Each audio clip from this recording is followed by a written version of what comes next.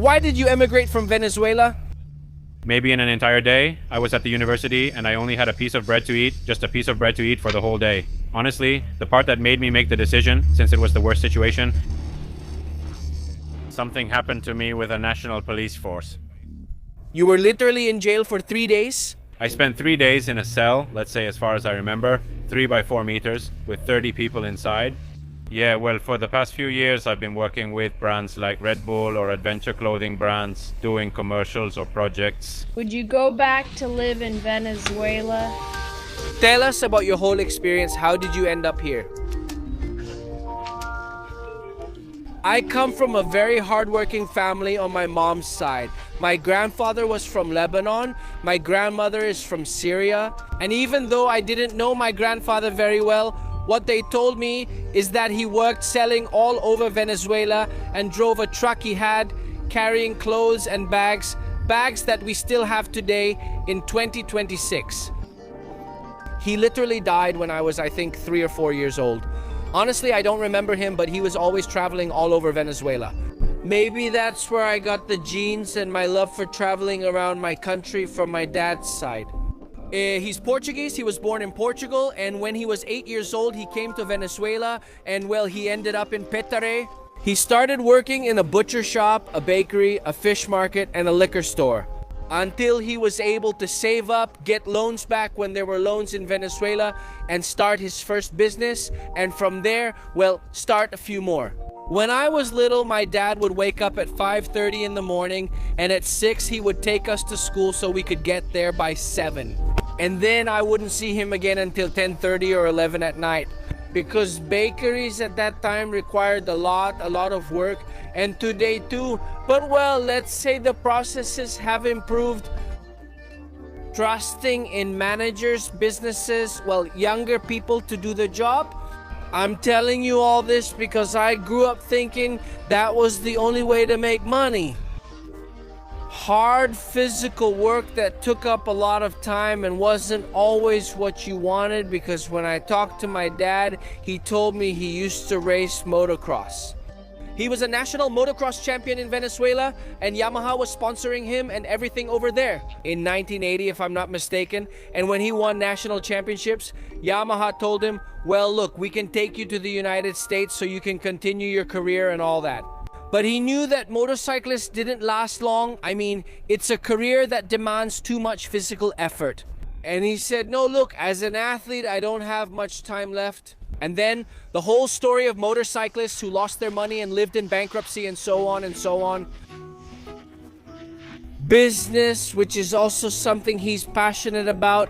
But honestly, I said, look, how difficult. I mean, I don't see myself waking up at 6 in the morning, going to a bakery, and coming back home at 10 at night. I'm telling you all this because I went through a lot of hard times to achieve and have what I have today. And what I have, the lifestyle. And I'm not an isolated example. I'm not one in a million. In fact, there are many people, and I love that. I've always tried to meet Venezuelans living abroad to hear their stories. And those who truly do what they're passionate about do really well and literally live the life of their dreams. Of course, it takes many sacrifices, since people assume living your dreams just means following your passion. It's not about doing nothing or working just half an hour a day and then slacking off, right? In reality, there's a lot of work behind living off what you're passionate about, sometimes even more than a regular 9-to-5 job. In the end, you're doing what you love. They say when you work at what you love, it's not really work. You're living your hobby. Anyway, the reason for this whole intro is because we're gonna hear the story of a friend, a brother that life has given me, who literally came from the very bottom. He went through really tough times, and today, look, he's at the top of France. I mean, at the very peak.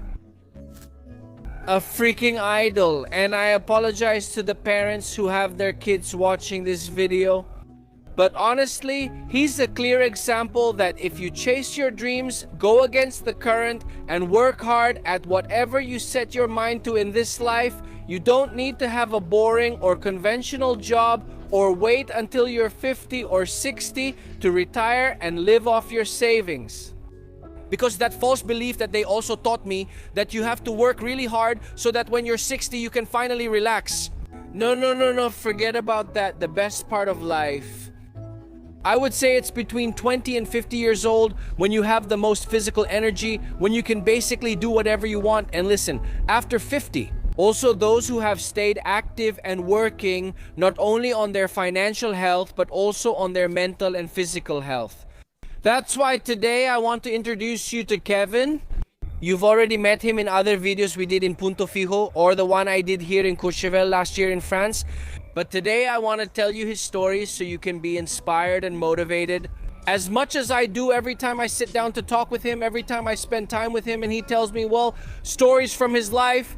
For those who haven't seen us on Instagram these days, we came to Courchevel to ski for a week. Niñita is learning. I'm very sore, but I'm already a little less scared. Her first day was tough, but she did great yesterday, and I know you'll do even better today. And I did really well, thanks to a special person who made this possible, and his name is Kevin. I officially introduce Kevin. Please, tell us a little about yourself. About me, let's see. Tell us, what are you doing here? Look, I'm an adventure and sports filmmaker. That's how people describe me. It's my passion. Are you summarizing it too much? Too much? Yes, because you've worked with great brands that you should mention. Yes, well, for the past few years, I've worked with brands like Red Bull or adventure clothing brands making commercials. Sports projects, and now? For the past 4 years, I've lived in this paradise and made skiing videos. I would say no.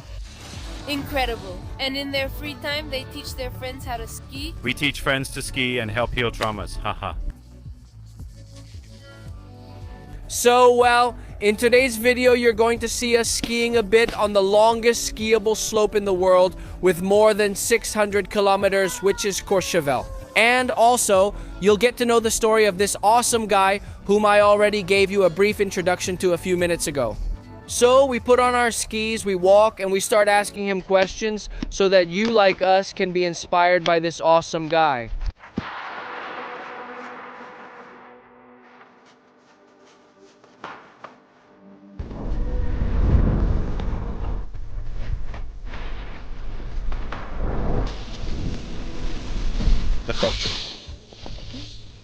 Not that the first one saw me? And are you a different person? Yes. Now you're truly Swiss, and it's not just the cheese smell. Don't you get the reference? You have to watch the video we posted on Instagram of my first day skiing.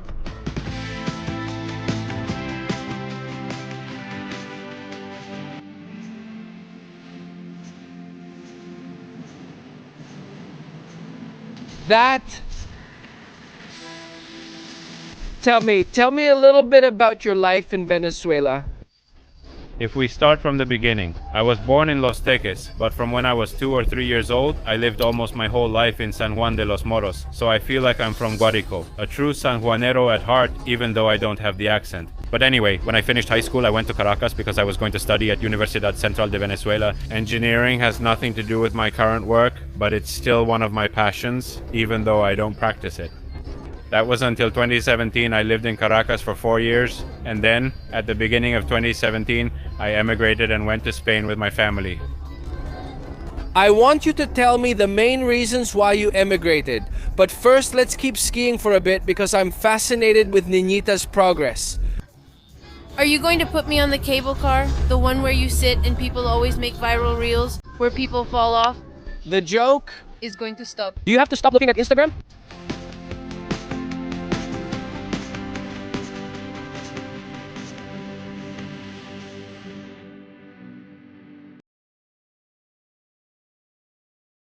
Lazy.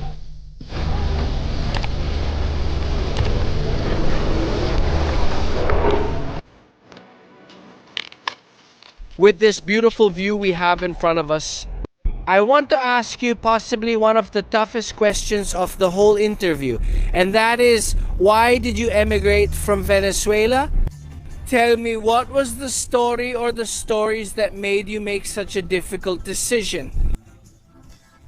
Well, as I told you before, I left in 2017 at the beginning of 2017, and I feel like that was one of the worst times for the country. And well, why repeat it, right? As many people know, maybe in a whole day, I was at the university and I only had a piece of bread to eat, just a piece of bread to eat for the whole day. Honestly, what pushed me to decide was a terrible experience I had with one of the country's police forces. And I felt like it was the most unfair part. Like, let's say I didn't deserve it. To sum it up a bit, I was leaving the university one day. I was coming out of a midterm, an exam, and there was a police operation in front of the university. But when I left, it was already over. There were only the police officers and the people they had detained when I walked past them to get to the bus stop. Accidentally, the backpack, the bag that I was carrying and swinging to one side, brushed against one of the police officers. And well, as we say, he took a liking to me and said, "I want this one, damn it, today I'm going to do it." How old were you at that moment? If I remember correctly, I was 20 or 21 years old. Wow. 20 or 21 years old, so obviously I was scared, right? When at that moment he says, "Look, I'm calling you like this," and he says, "Did you bump into me?" Honestly, I didn't notice because the contact was minimal. He said to me, "Oh, you didn't notice? Come here, I'm going to teach you to show respect." He took the books out of my bag. He took out the clothes I had to change into. He threw everything, like between the car and the ground, and obviously I had nothing left. He also took my wallet, took out every card I had, and threw everything like that. But anyway, he was determined that I was the person he wanted to mess with that day. So you caught him on a bad day? Well, yes, he took me. Anyway, they put me in with the detainees, took off my braids, my shoes, grabbed my hands behind my back, and pulled my shirt over my head. And what did they tell you? I mean, what was their reason for detaining you? They didn't tell me anything? They took the risk and only told me I was detained, nothing else. Wow. Later I found out, but anyway, they took me to a cell of this police force where I stayed for 3 days. Wow. When you heard their charges, they accused me of stealing a motorcycle, and it was in the newspaper. Among all the criminals they caught, I was included. Supposedly the charge was motorcycle theft. So, literally, you were in jail for 3 days just for accidentally bumping into a police officer without realizing it exactly. I don't even think it was a bump. It was more like a brush, you know? Honestly, I think it was really unfair I spent 3 days in a cell. That's what I remember. 3 by 4 meters with 30 people inside. You walk in, you're standing. There are 30 people who are murderers, scammers. Imagine anything. Just picture a 20-year-old college student. Obviously, I was scared, but well, I didn't let it show, and it was like you walk into the cell, you're standing, and you can't sit down until they give you permission. Honestly, the criminals treated me better than the police. Wow, that's intense going through that at 20 years old. Yeah, honestly, I mean... I really think it's always going to be unfair if they put you in jail when you haven't been charged with anything. But being so young, it's like a panic you can't control. Yes, because you don't know what they might say that could hurt you. The truth is, it was 3 days because obviously there was no reason to be there, but it was 3 days because unfortunately it was a Friday. On Friday they can't take you to court, and neither on Saturday or Sunday, so we had to wait until Monday. It was something like that. I don't remember the story well, but on Monday they brought me to a judge. I told my story, and they let me go. They said I had nothing to do there, and told me to leave. So, did they drop the charges? Did they take everything away from you? Supposedly you stole a motorcycle, and exactly, wow, it must have been your family. I mean...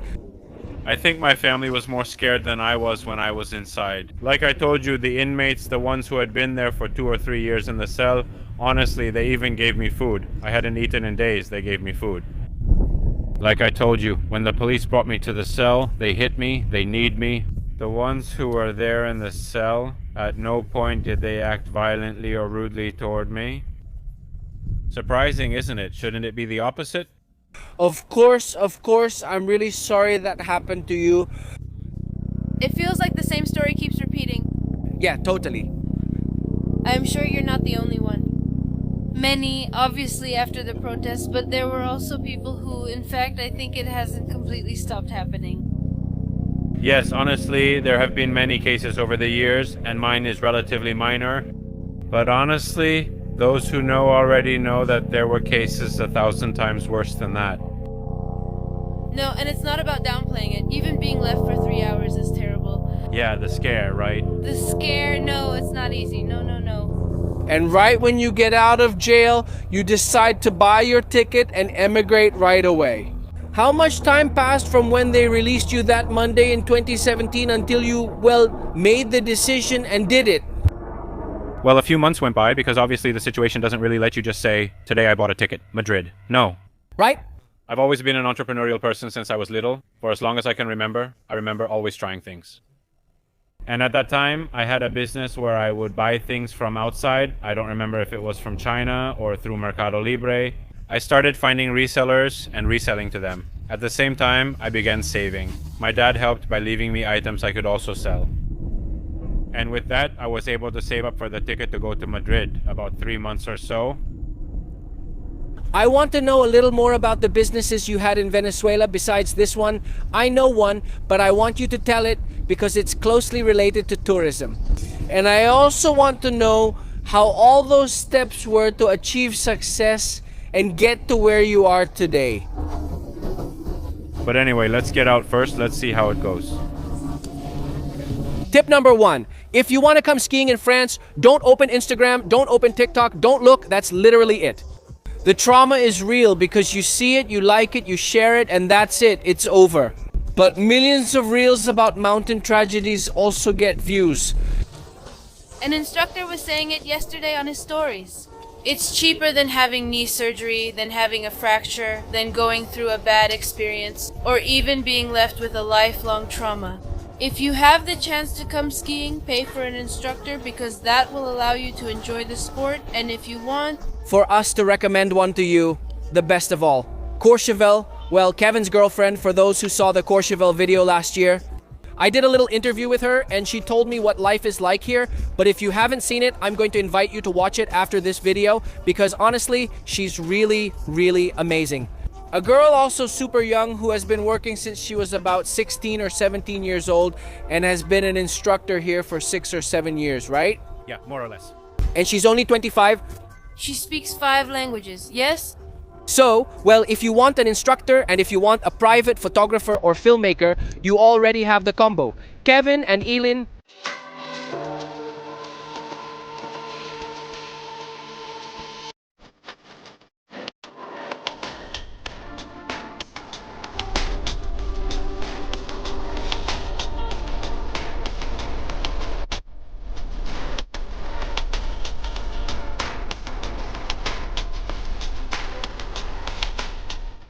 Don't try this at home, go off-piste.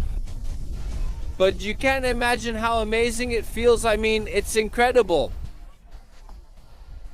It feels like you're flying, and last year I already had a situation with trying to fly. It feels like I'm flying, literally, like I really am.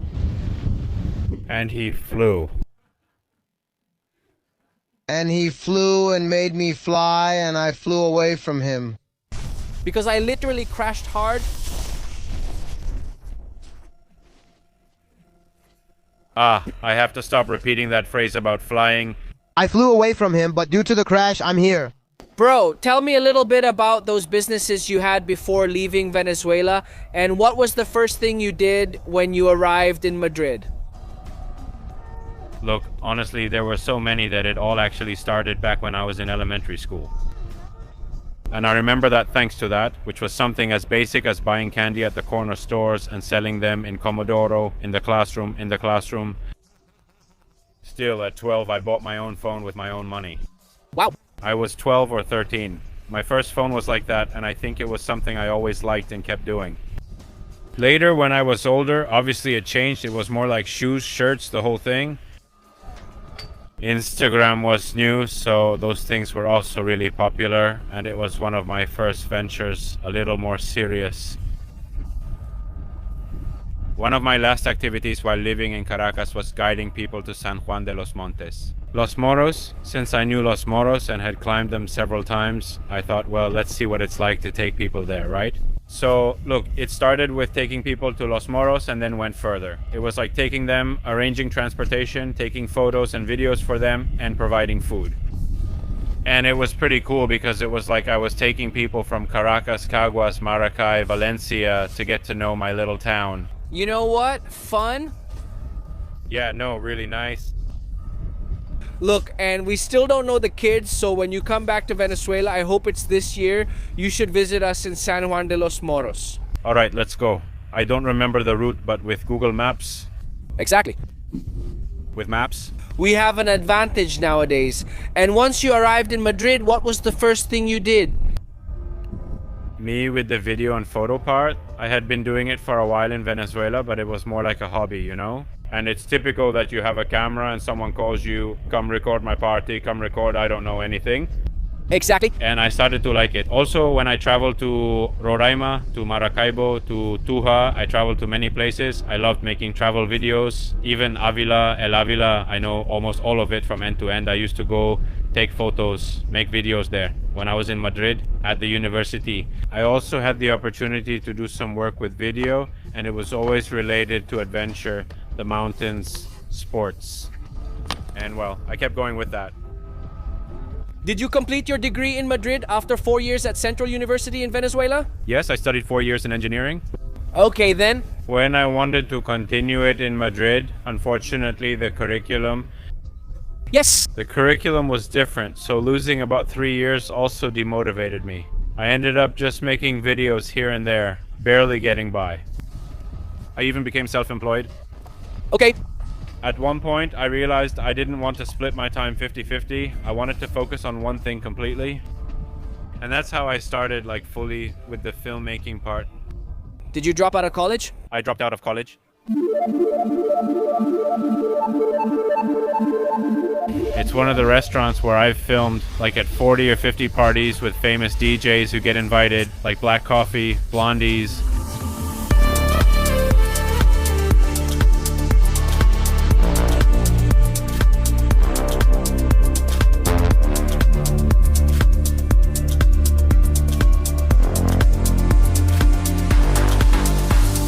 We made a quick stop for lunch, and I want to take advantage of the time while we digest our food. Before we get back on the slopes to ask Kevin a couple more questions, but first check out Valerie's ponytails. What do you think of that style? Now, let's get back to the topic, bro. What do you think is the biggest challenge or the most difficult challenges for a Venezuelan when emigrating? I don't think this is just for Venezuelans. It can happen to many people, and it's happened to me often. As always, I've been looking to take the next step to evolve in my career, both personally and professionally. I've already lived in 7 different countries, and something that's always been common for me is that I've always felt that imposter syndrome. I used to feel like, why would they choose me over a local person? The truth is, I realized it was only a limitation in my mind. Because as long as you have something valuable to offer, people will accept you, whether you're a local or not. And do you have any story from any country that helped you overcome that imposter syndrome? Or maybe a job that served as a boost, like a springboard to get you to where you are today? The truth is, I have a really funny story, because after the pandemic, actually right before the pandemic, I felt like I was accomplishing things. Maybe I wasn't earning much, but it was enough for me to work for myself and not have to work elsewhere, like at a restaurant or a store. But when the pandemic hit and everything was closed, I ran out of options in Europe and decided to go to New York, where my mom was. Obviously, I can't show up with the mentality of doing what I've always done, but rather, I'm going to see what I can find. Well, that's when it happened. I ended up having 3 jobs at the same time, cleaning cars at a liquor store and working as a bartender. I normally don't drink alcohol, but the bartender job ended up being my favorite job. It was my favorite job. And even though I had never done anything like that before, when they interviewed me, I told them, look, as a bartender, I've done this here, you know? Since the best 100 years before Christ. I served them wine at the Last Supper. And well, the truth is that when I started on the first day, I had no idea what I was supposed to do. So I told the guy who was working, I said, look, when I used to work, I did it a different way. So I want you to explain it to me so I can make sure I can do it the way they do it here. Well, that's how it was. I learned and it was perfect. I mean, then they started trusting me a lot. They saw like, wow, Kevin does it really well. They gave me more work days and I stayed there. Don't you feel that in the working world the saying fake it till you make it applies a lot? Yeah, fake it till you make it. Fake it till you make it. Which is the key to any job? Well, no, if you're a doctor. A doctor, please, no. Clearly no. Yes, no, but totally, because honestly, I had no idea. I knew bartending could help me achieve my goals, even though I didn't want to do it long term, despite the good money. I knew I wanted to use those savings to buy cameras, so I could keep growing with the idea I had and buy myself. The parachute, it was just one. Jumping required renting equipment, which was very expensive. Obviously, I had those clear goals, and I knew that I was only going to work there for a certain amount of time, until I saved up the necessary money. How long was it before you returned to Europe? It was between 5 and 6 months in total. What happened is that during the first few months, I was working 3 jobs at the same time. Since they didn't know me well at the restaurant, I wasn't given many shifts. Those months were awful. I used to work from around 8 in the morning until 1 in the morning every day. In total, I did that for about 5 or 6 months. Wow. Working like that. Working like that. You decided to return to Europe and things had mostly returned to normal. I didn't have a stable situation in the United States either, so I had to return to Europe, right? But I had already bought my equipment, and well, I felt like I could take the next step and look for more professional projects. And also, the whole COVID situation had already decreased, so there were more possibilities, more options open, of course. Years have passed for Venezuela. 9. 9. Now in March it's 9 years. And you've returned, but just to rest this year. That's all. Would you ever go back to living your life, to working, or can you no longer imagine that? This year I came back in March after 8 years.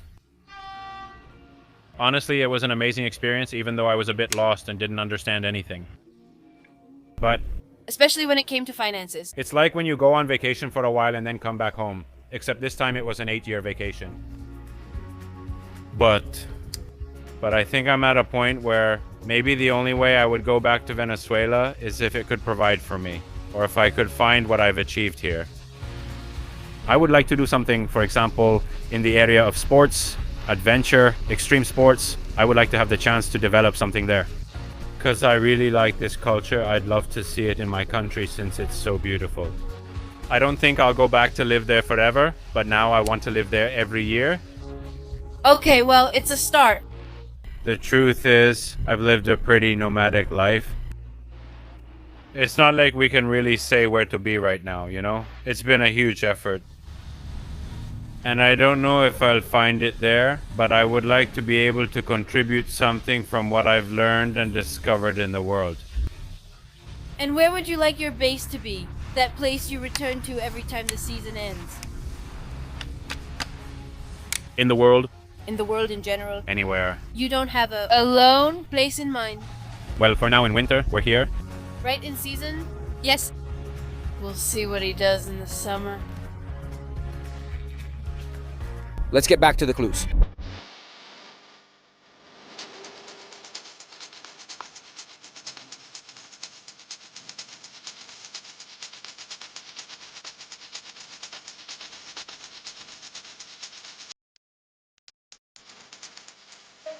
Okay, well, how about this little forest?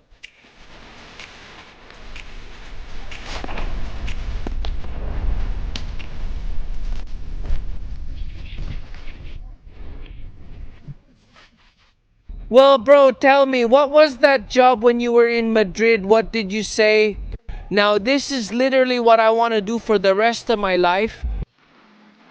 Look, I'd love to tell you like a story about a perfect experience, but the truth is, it wasn't like that. It was a lot of ups and downs. That obviously at some point you start to doubt, what am I doing? I just dropped out of college. I was a little depressed about that, but there came a moment when I said, like, you took the step, you have to keep going, like, move forward with what you decided, obviously. I gave myself a few slaps and started looking for options. They didn't come that easily. I always had to think, what can I do that's different from what so many people were already doing? Obviously, in order to succeed. Maybe to get to, let's say, where I wanted to go, but at least to move forward, to take a few steps. One of the first experiences I liked the most was when I took the parachuting course. You do the course perfectly. But obviously then to jump is not cheap, and I had money saved up for the course, but then I couldn't jump. I didn't have money to jump. So one of the things that occurred to me was to say the reasons for parachuting. Look, I can help you with the content and marketing for your social media, and in exchange, you give me jumps. I learned a lot. I learned so much at that place. I probably improved my filmmaking technique, and I learned about the art of photography and biography in general. That helped me to keep jumping, and not only that, but also to meet people from around the world who, in the future, they were very important for my growth within the recording industry. Athletes. What's the approximate cost of the skydiving course in Madrid? At that time, I think it cost me about 1,800 euros, and obviously I had just arrived from another country and had been there for about a year and a half or 2 years. In Europe, it was a lot of money. Well, it is a lot of money.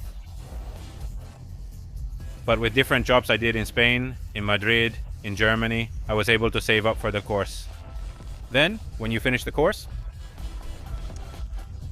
to do a jump once a month or a jump every 6 months, you want to do 5 jumps in a row because the adrenaline kind of makes you want more. Yeah. Each jump. If you don't have equipment, it was like 60 euros, 50 euros, and obviously doing 10 jumps in a week was a lot of money. 500 euros, of course. And that's when you made the partnership and then continued filming in the world of skydiving. In fact, I think that's how your connection to Red Bull came about, right? Yes. They recommended the wind tunnel to me. They liked the work I was doing in the skydiving area. They asked for my name. And, well, they gave me the opportunity to work with them. For that reason, because when you're a skydiver, you also train in the tunnel. Okay. The tunnel is even more expensive because at that time, I think an hour cost you 700, 600, 800 euros. Wow. And I wanted to train so I could improve, so they also gave me the option to exchange that work in order to train in the tunnel. Obviously, you say, well, you don't earn money. I may not have been making money, but I was gaining experience and building a portfolio. That way, when a client asks what I can do, I can show them all my work. And this is very important. Even if you don't believe it, this is one of the most important parts of being an entrepreneur, because sometimes life is unfair and it doesn't just reward talent, but also who you know. So I'm not saying that if you're literally a nobody, you won't get far. Obviously, you have to put a lot of effort into practicing and becoming professional at what you're passionate about, but you also have to invest a lot in the work, the social network, literally meeting people, networking, going to events, going to places where the people you want to surround yourself with are, so you can get there. Well, look at being a filmmaker, literally for Red Bull. Tell me about the first time you worked with Red Bull. How was it? Honestly, look at that. First, I want to mention something you said earlier that's really important. Because once I moved to Slovenia, well, it was a short time. It was about 3 months or so. I lived near an airport and there was a Red Bull production site in the area. I thought, wow, I would go there daily to watch the production as a big Red Bull fan. I've loved it since I was a kid and got my first GoPro. And I remember the director was there, they were filming something for the project, and I asked him, how do you get to Red Bull? He once told me, it's not what you do, it's who you know. And that stuck with me. Wow. Since then, that phrase changed everything for me. I didn't just focus on improving, maybe as a filmmaker, but also on getting to know the right people and offering them what I could give before asking them for anything. And that's true, it really changed me a lot. Thanks to that, when I got to what I mentioned before, the wind tunnel people, they really liked what I was contributing to their image. So he told me, I'm going to introduce you to someone who will help you a lot to do interesting things. Well, this person is a great friend now. Nowadays, we've been working together for years. It's Danny Roman, who's a Red Bull athlete from Spain, and with whom I did my first official Red Bull project on the Ronda Bridge in Malaga. Can that video be shared here, of course, or can the link be posted where people can watch it? Of course. Show me a little. Yes, let's go ahead and show it. Ha.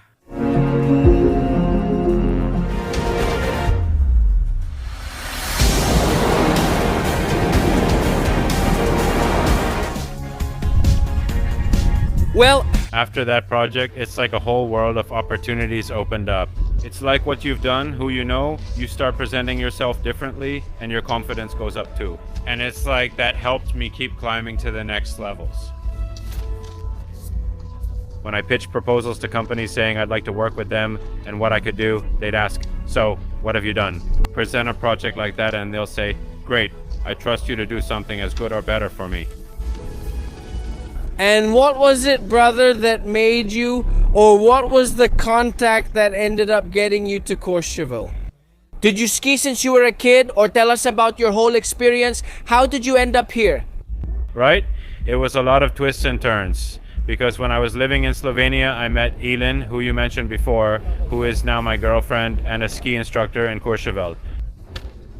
And the truth is, when my career got a boost, like my summer career, things were going really well for me. I was very happy with the things I was doing, the things I was achieving.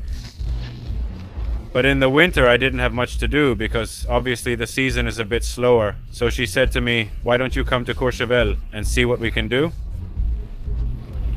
I came for a year. That was in, I don't remember, I think it was about 4 years ago, 4.5 years ago, more or less. And I tried it, I found it interesting. I tried skiing for the first time. I didn't know if I was made for that.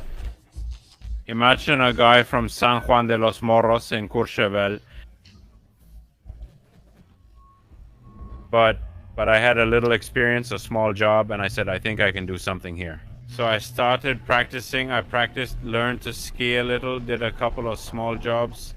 And not only did I see an opportunity here, but I also looked for ways to innovate what was being done because I saw that the service was being offered in Ciudad.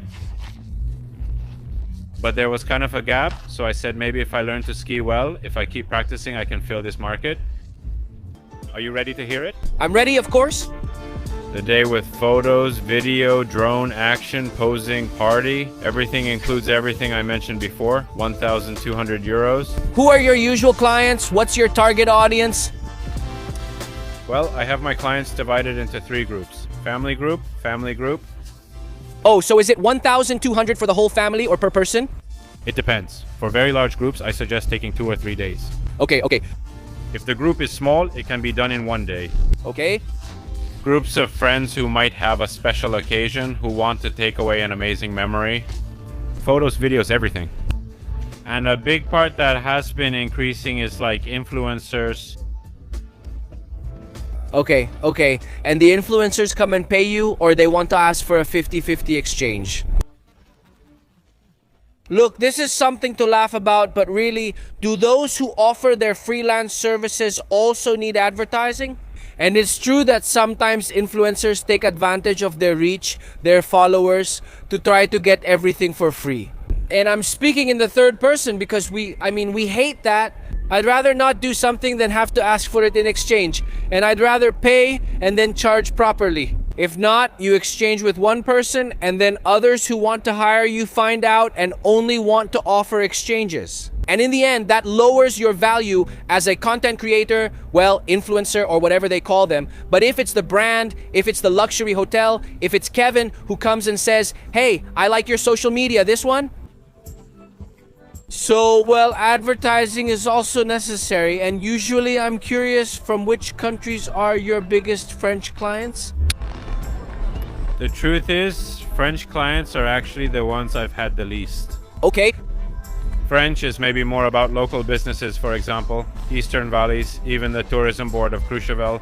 They have been my clients, but mostly tourists who hire my services from the United States, from all over. For example, the United Arab Emirates, Kuwait, Qatar.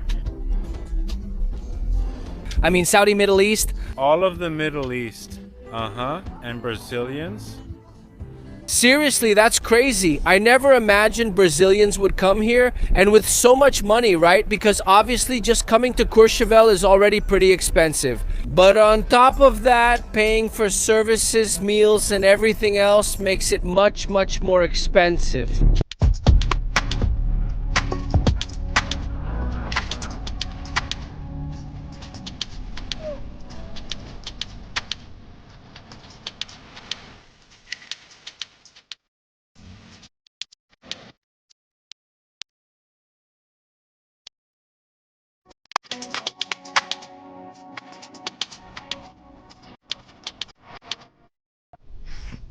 Woohoo! Damn it! Damn it.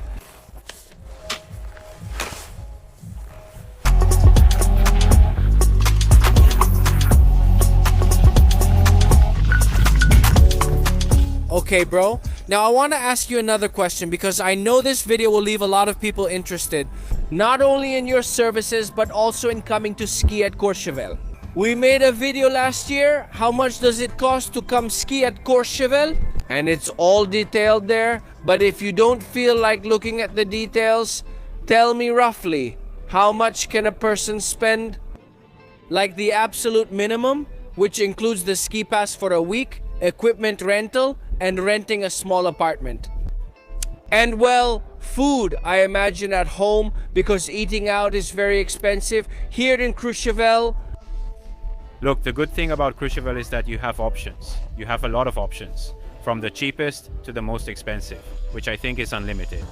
okay, It depends if you want the full Courchevel experience or just care about skiing, if you only want to ski and don't care about Courchevel itself.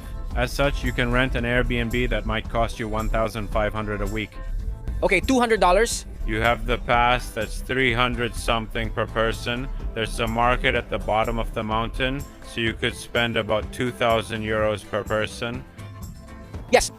But obviously this isn't going to be the Courchevel experience, and you can do this at any other ski resort. Cheaper. Cheaper, and maybe you can even experience more things. Okay. But I can tell you that there are people here who come with unlimited budgets and can spend 500,000, 600,000 in a week. Have you ever had a client like that? Most of my clients are like that. Wow. I mean, how much could it cost to rent a chalet, for example, for one person or for a family for a week? The cheapest chalet might cost you around 15,000, and the most expensive one can go over 500,000 per week. $500,000 for 1 week? Euros. Euros, exactly, which would be more than 600,000. Wow. That's crazy. The best thing about these clients is that they're very down-to-earth people, not at all what you'd expect. You might think they'd be arrogant or very demanding, but the truth is they're super easygoing, so they're happy with the service you give them. Obviously, that doesn't lower my service standards, it actually raises them, but it also gives me the peace of mind to work and provide my service the way I want, and that's what they appreciate. Absolutely, absolutely. I mean, you see the wealthiest people in the world wearing really simple clothes. And in the end, I think having so much money makes you a bit of a philanthropist. While when people have just a little, they want to show it off. And look, it's not everyone, but you see it in many cases. And something you notice, here, the ones who have the least and the smallest budgets are the most annoying. Classic is classic, bro. I have 2 more questions before we wrap up the video. First, have you continued with skydiving? Have you done any other air sports? Tell me about that. Yes, well, right? My reason for moving forward with parachuting is because I have a dream that someday I want to do as soon as possible, which is to jump from Angel Falls. So after skydiving and after reaching the necessary level, I learned building, antenna, span, and earth jumping. Wow, and building, antenna, span, and earth jumping, right? It's been quite an interesting experience. It teaches you a lot of things, not just about building, antenna, span, and earth jumping, but also about inner control. Overcoming fears is the deepest thing you can imagine. It's more than just a cliche phrase, it really works. A lot towards that. Yes, yes, yes. In recent years, no, I haven't jumped much because honestly I've had other things on my mind that have kept me pretty busy. But I plan to take it up again this summer and soon fulfill the dream of making the jump. Angel. Wow. Well, look. Let this be the first public statement and declaration because he had already told me last year about that base jump. I hope to be there with you, not jumping obviously, but at least from below or doing the rappel descent again, which has been one of the most incredible experiences I've had in my life. And now, last question before we finish, I want you to give me some advice or several if you have more than one. For those entrepreneurial people who want to live off their dreams but can't find a way, like maybe because they don't have the budget, or maybe because they have a regular job and don't have the time to dedicate to their dream. What can you tell them based on your experience and the mistakes you might have made that they could avoid if they pay attention to you? I think I could say 3 very important things from my experience, which are what have helped me the most. Often when you want to start or achieve something, your mind immediately asks, who can I ask for help? Instead, if you shift your mindset and ask, what can I offer so people can find me? Something valuable? That's when everything starts to make more sense, because it's no longer you asking, but you contributing something. And those people will see you differently. They won't see you as a burden, but as something of value. The second would be the same advice I was given in Slovenia. It's not so much about what you do, but about who you know. So, focus a lot on meeting the right people and bringing something of value to them. And the third one, which I also think is the foundation of everything, is that throughout your journey or your career, you're going to fall many times and you'll feel regret, or you'll ask yourself, what am I doing? I have no idea. And the difference will be whether you just give up and throw everything away, or you remind yourself why you started, and you get up and keep walking toward where you want to go. Basically, discipline and consistency, nothing else, my brother. Let's end this video here. Thank you very much, really, for welcoming us in France. Thank you very much for teaching us how to ski. And most of all, thank you for your friendship. And I hope not only that things keep going amazingly for you, that all your dreams keep coming true, but also that we keep traveling together. Of course. And next time we'll see each other on the slopes. Yeah. What about my crazy friends? Before ending, I invite you to watch last year's video if you'd like. Not only to see in detail how much it costs to come here, but also what life is like here. With Kevin's girlfriend, who told me about the cost of living, how you can come to work, how much you can earn in different types of professions. And little by little, well, to get into the world of winter, of snow. Here in Courchevel, if you really land a job, you literally become a reference. You become what I think Kevin is, a legend here in Courchevel. Because honestly, he never stops. And this was something he didn't mention. But sometimes he has a client from 9 in the morning until 4 in the afternoon. When the slopes close, well, they close at 4:30. And then he has a party from 9 at night until 1 or 2 in the morning. And the next day he has another client at 9 in the morning with barely 5 or 6 hours of sleep. I experienced this last year, and it was so incredible that they lived where we are staying right now at 1,650 meters, because Courchevel is divided by altitude. And how long did it take him from down there up here? Taking the cable car, parking the car and all that, it was about an hour each way. Well, this year they didn't just rent that apartment for friends and family who have come to visit, because it's also like their escape and enjoyment. But they also rented another apartment here, right in 1850. They literally ski out of their homes so they can sleep more and be more punctual when working with clients. To be able to return home earlier, after parties they have to record. But the worst part is Kevin doesn't drink any alcohol, not even beer, yet he still attends the parties.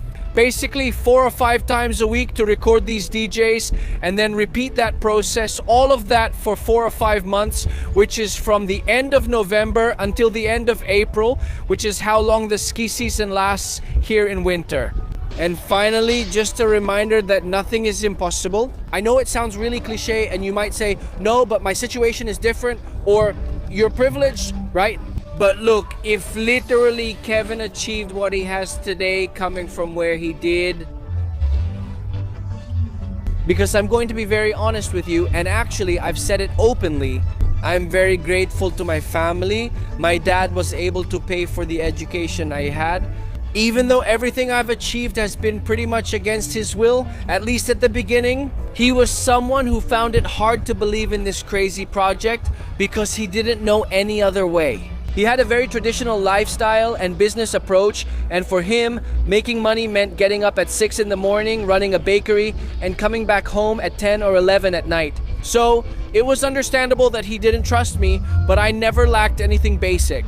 I always had food, I always had an education, and that gave me, in one way or another, the freedom to experiment. I made a lot of mistakes, took a lot of hits, and I literally got into terrible debt, but I kept believing in my dreams, and today I'm here, basically living a dream life with its ups and downs. Of course, but I wouldn't trade it for any other life in the world. And I love that Kevin's story is young. He's 30 years old, and I'm 33. And it's proof that you don't always have to wait until you're an old man. to be able to start enjoying life, to travel with your savings, and to live la dolce vita. No, of course not. I mean, you have to have a balance. You don't have to be thinking so much about retirement. Careful, you also can't go around wasting all the money you're making. Save a part, invest another part, and of course, enjoy another part, because that's what life is about, living in the present moment. You never know where you'll be tomorrow. And if you literally start spending all your money, something could happen in a certain situation. Or if you save all your money, something could also happen to you. And you didn't even enjoy anything, your children or your grandchildren end up enjoying it. Careful, I've seen a lot, but really a lot of those cases, so I'm going to end this video here. I would love to tell more stories about amazing Venezuelan men or women around the world like Kane. So if you know someone else, or if it's you yourself watching this video, send us a direct message on Instagram. What country are you from? What do you do? And maybe we'll come visit you at your new home, your new little land, and tell your story. Now, don't forget to subscribe, comment on what you thought about Kane's story, and that's it. See you in a week or in a few days with a new video.